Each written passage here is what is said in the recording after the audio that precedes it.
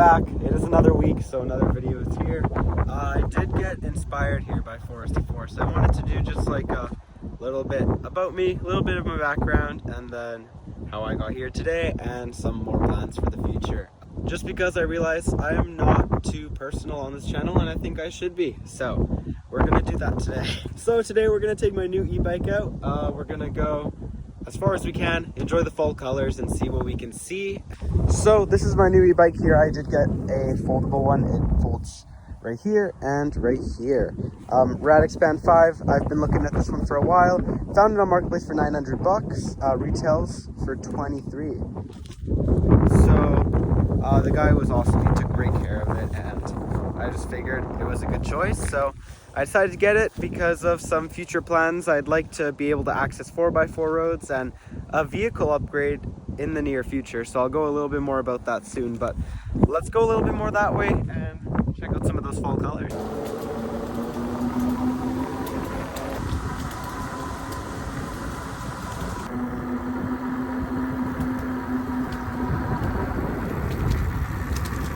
So what a shocker, I have been hiking all my life, or since I was a little tiny jit, but I used to hate hiking. My mom forced me to though, but that ended up working well because eventually I stopped hating it and started liking it. So lived in Toronto, basically just hiked there all the time in the Adirondacks, Appalachians, and the mountains in Quebec. Again, not the most beautiful, but they were still very nice at the time, and that was definitely the first step that got me into hiking.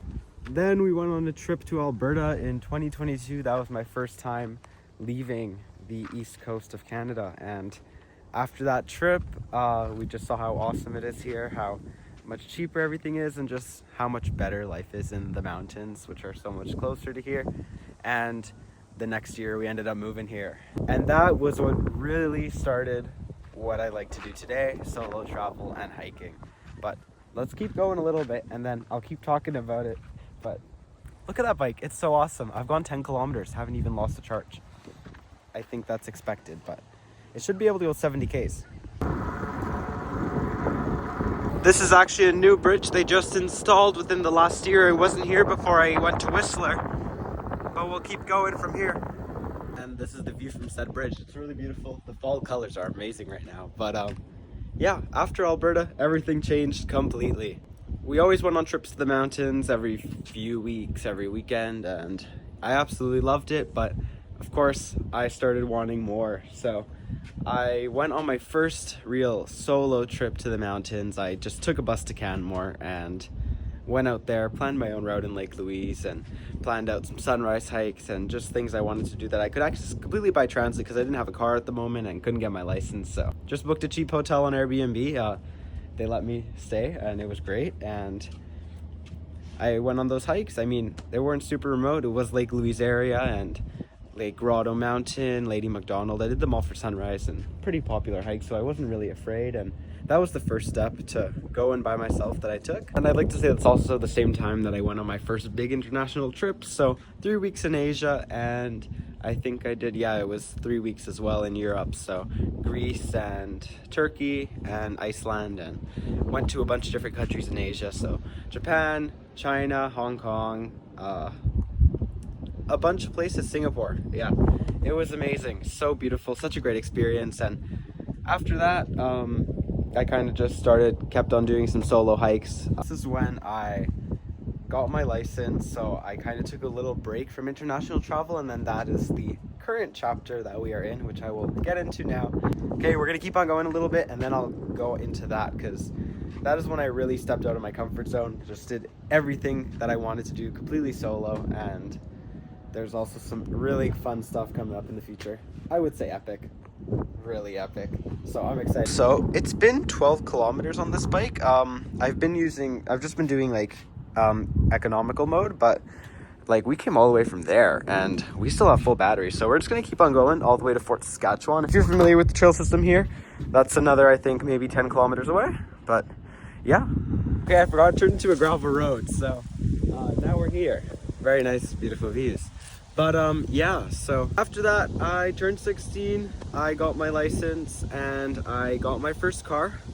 As you guys have probably seen, that is my red RAV4 2006. I spent about $6,000 on it. It was just a marketplace car, and that enabled me to keep on going on solo backpacking trips. That winter, before I'd gotten my license, I went 5 days to Whistler, and that really opened up my eyes to backpacking. I kind of went all in. I just went winter 5 days solo backpacking, took a flight there, had no plan, and it was crazy, but it worked out.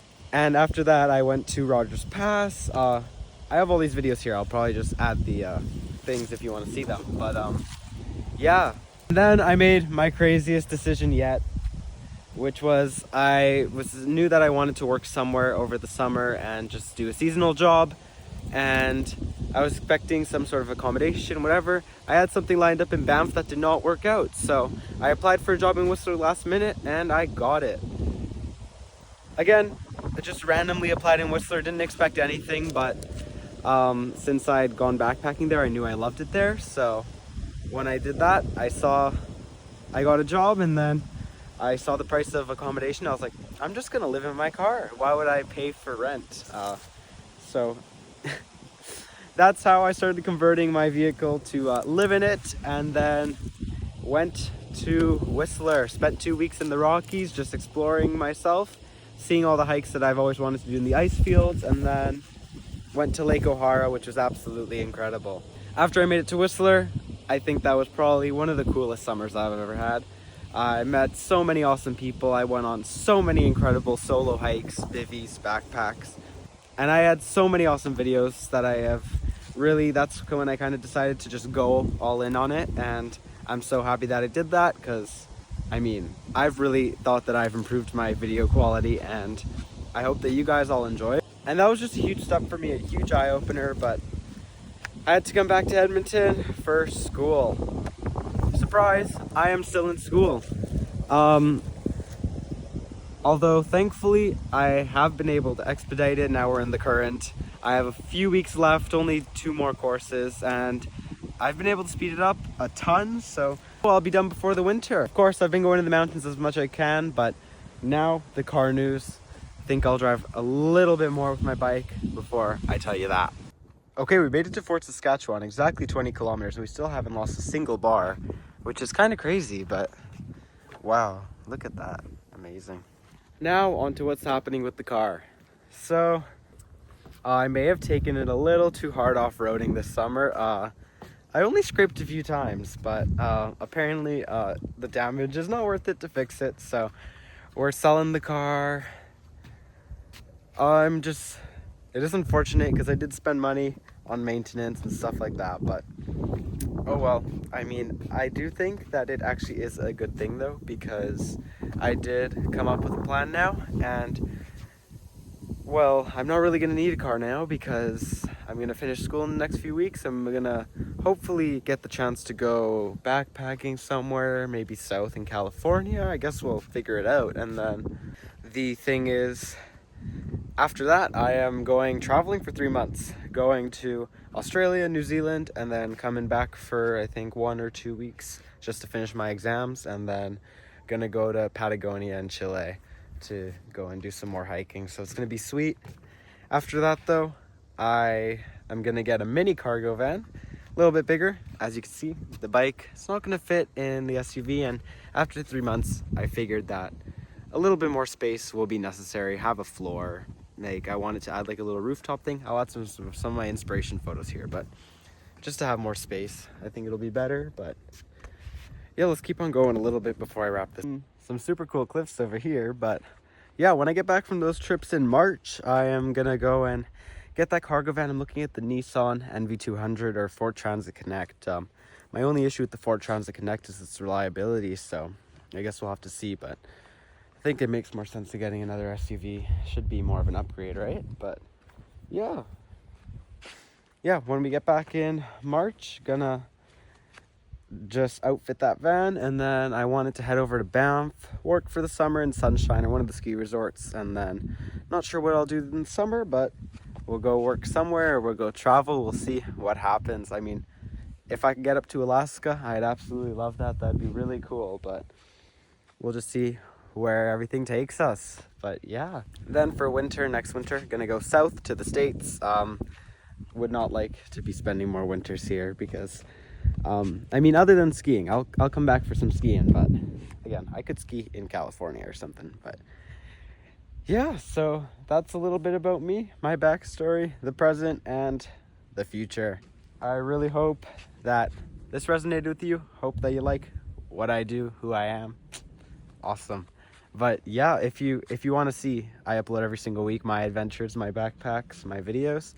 Gonna get into more e-biking, more pack rafting, and more ski touring this winter. So if you want to see that, make sure that you consider subscribing. I really appreciate it and appreciate the support a lot, and I'd like to turn this into a full-time career. So again, all the support is super appreciated, but thank you for watching, and I'll see you next week in Whistler. Just going for Thanksgiving, but gonna do some hiking and have fun. So yeah, see you then.